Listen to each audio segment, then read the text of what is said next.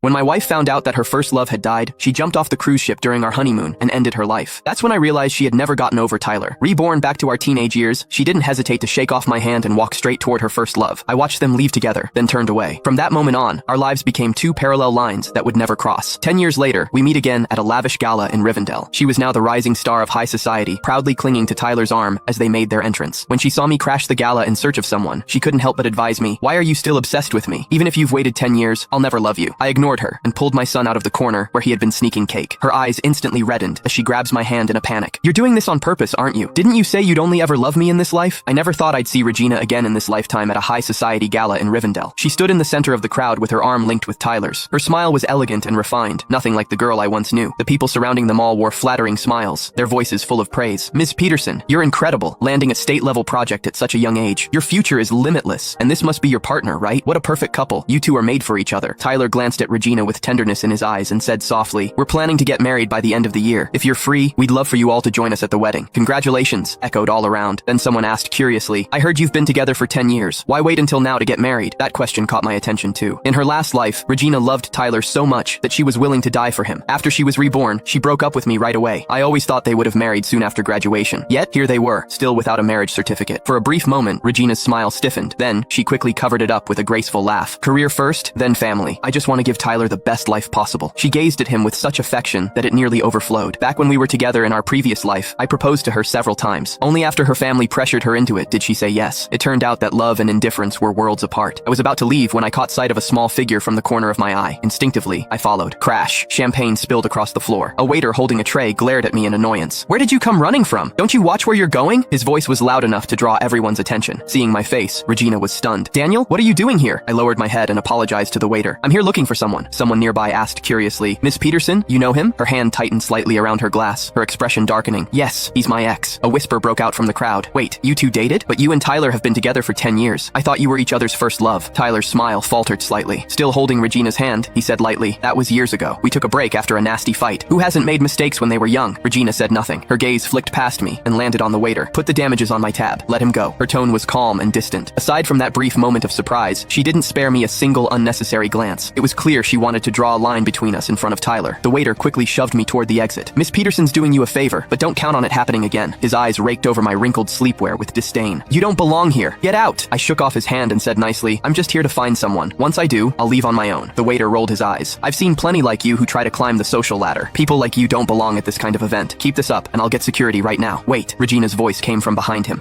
Click the link in my bio to get the full story for free.